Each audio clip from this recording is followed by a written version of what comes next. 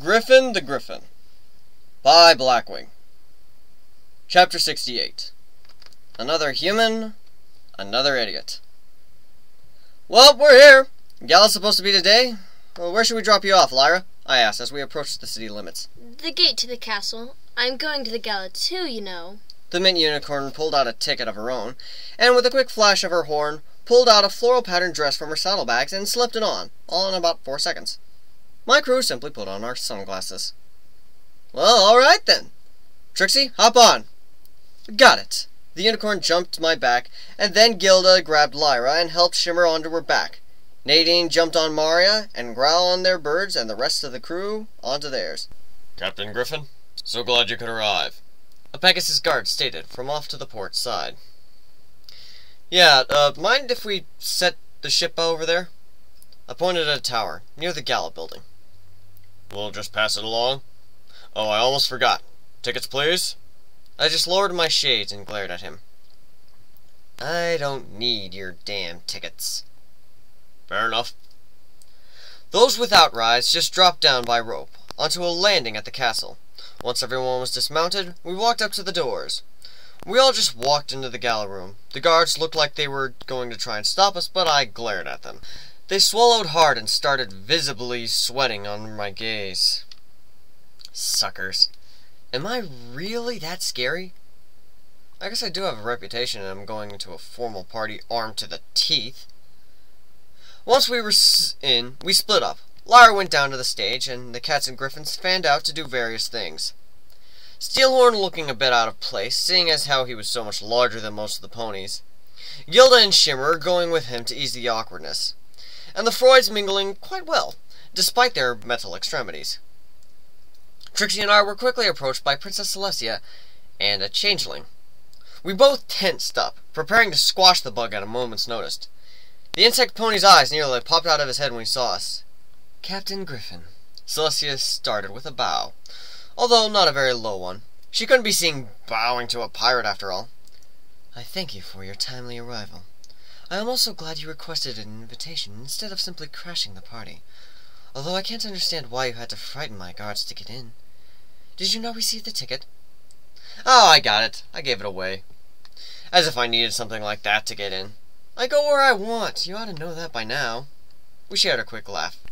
I'd also like to introduce you to my new friend, Nightmare. She motioned to the changeling at her side, almost cowering behind her. He seemed to twitch when she mentioned him, however, his little bug eyes filling with glee. This is the best day of my life! He exclaimed. I just glared at him. Mind telling me why you have a changeling here? I figured after the wedding fiasco you wouldn't be too keen on keeping them around. I think he could answer better than I. She nudged the changeling forward from behind. He looked like he was about to cry. Do you like bananas? He offered weakly. I gave him a wicked smile. Well, that depends, Bug. Whether you want them here or on the moon! Bitch! He visibly relaxed, wiping sweat off his brow that had been accumulating there. As a changeling, he looked a bit different than the ones I remember. He had 4 wings arranged in an X on his back, and had a strange-looking axe with guitar strings, and was a bit bigger than the drones. Okay, so he was armed, but the look in his eye said it all. Noob! If he's ever been in a fight and won, then I play Halo against extremely high-voiced adults who have all slept with my mother. Seriously, though, a changeling fanboy? Fuck that, bro! The Princess Celestia just called me her friend! Mein Gott, ever since I got hooked, I've been a biggest fan! Mein Gott? Grady's German. Don't mention the war, don't mention the war, don't mention the war. Right. So you're one of us. And Celestia's your favorite? I can't imagine why. Troll.exe initiated. Celestia snickered, being quite used to my puns, and while the changeling just pouted, "Aha, he jelly!" Suddenly it was replaced with a grin. I even had a life-size plushie of her. Oh gosh, he's a perv. Do I even want to know why you had that? You probably don't, but I assure you it was not sexual in nature. I like cuddling. Bullshit! We're cut from the same cloth.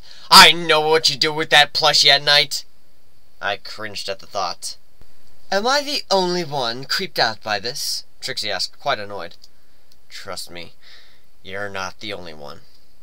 I happen to like cuddling, Celestia said while pouting. The changeling looked like he was about to suffer from a daw attack.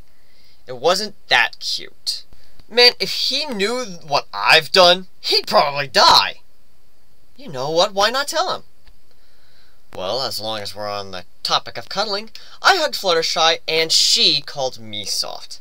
Any arguments beyond this point are now invalid. The human-turned bug started to stutter incomprehensively at the thought, and Celestia looked like she might possibly glomp me just to see if my claim was correct. Honestly, it was kind of creepy. Eager to get away from the subject, I moved to another. Okay, then. So, Shelly, what have you got planned? Some kind of epic prank? Planning session?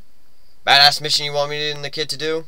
The changeling then snapped out of his flutter-snuggle thought-induced stupor and put on an indignant face. Kid, I'm 24, you doof! Doof? Doof? I take it back. He's not a kid, he's a geezer. Seriously, he talks like he's 80. You're older than me, yet 10 times the dork. Why am I not surprised? One learns to never be surprised when it comes to Nightmare, Celestia said with a grin. Just what the fuck was that supposed to mean? Is she hiding something? Something I should know about? Seriously, what does she mean by that? My thoughts were interrupted when the doors to the kitchen burst open, and Luna RCV'd all over the place. Sister, we have procured a delicious cake for Miss Pinkamena Diane Pie. She has requested gifting it to Sir Griffin and his crew. Why is she using that awful dialect again? It's like the Comic Sans of speech. Alright, subjects. Gotta keep up with the royal we and all that. A truly massive cake was wheeled in. Swords and knives made of fondant. Sugar that had been melted into a mold and flash frozen to make chains. Cherry filling made to look like blood. And the theme of the cake? Paint it black. Super dark chocolate. Pinky, you've outdone yourself. Bloody hell, that is the most fucking metal cake I have ever laid eyes on! Sure, pal, just drop the F-bomb in front of all these ponies at megaphone volume. I at least tried to keep my language in check in front of these natives. I could see several mares putting hose on each other's ears comically to blot out the innocence-robbing sailor talk. I'm allowed to use it because I am a fucking sailor. My ship is moored to the 5th tower! That is a damn good cake. I really didn't know how else to describe it. Well, aren't you going to have some? Luna asked. Wait. Hold on. It's a trap! First Sugar Cube Corner, then the Pinky-style treats at the colony. They're trying to give me diabetes and kill me! I can already feel the stomachache. It's a conspiracy, I tell you, a conspiracy! Okay, maybe not. Still not having any. Ugh, no thanks, Looney. I covered my mouth to prevent a gag reflex. I've had more cake in the past few days than my entire life before being dragged here. Wow. I didn't think it was possible to get sick of cake, Celestia said, shocked at my refusal. Can I have your piece? Sure. Knock yourself out. The Sun Princess just about squeed as she used her magic to take herself a slice. The changeling walked up to me, less afraid now, more curious. He decided to strike up a conversation. So, you're the famous Griffin the Griffin, huh? I guess that makes me Nightmare the Changeling. Pleased to meet you.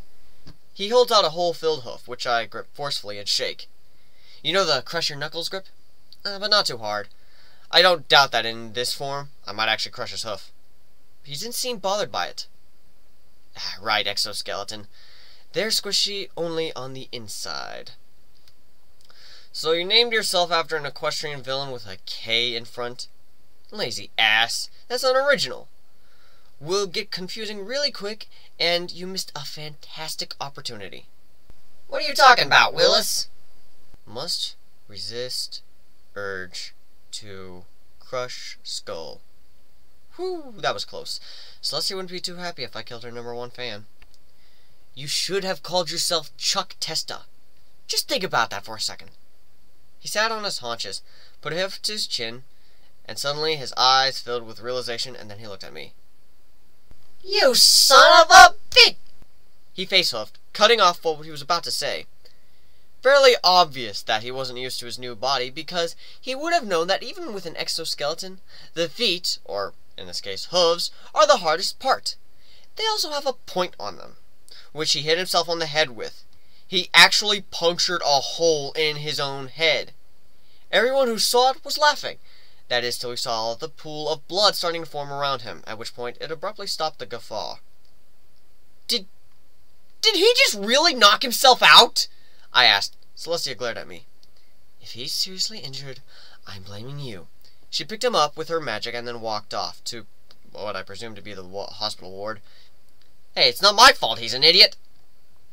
I seem to remember you telling me a story about how you jumped off a cliff, hoping your new body would know how to fly instinctively, Trixie pointed out.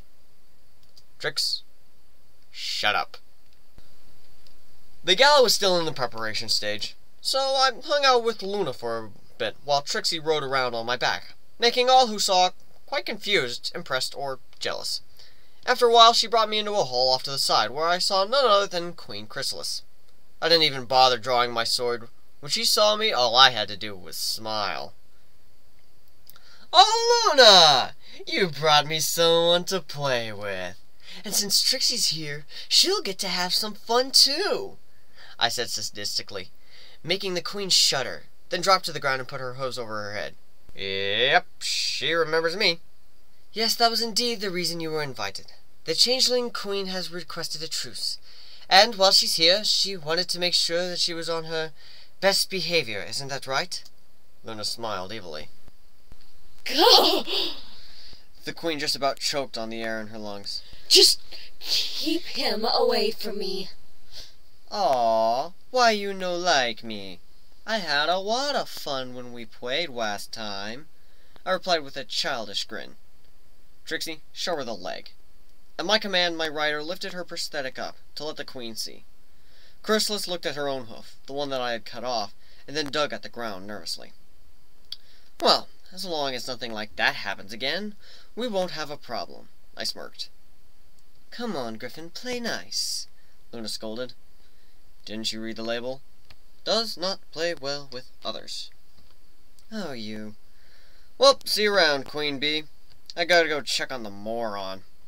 I wandered off, looking for Nightmare. I would probably feel a little bit bad if he died or got the brain damage. And the brain damage. And the brain damage. Damn it, Team 4-star. After wandering the castle halls for about an hour, Trix and I had both came to the same conclusion. We're fucking lost!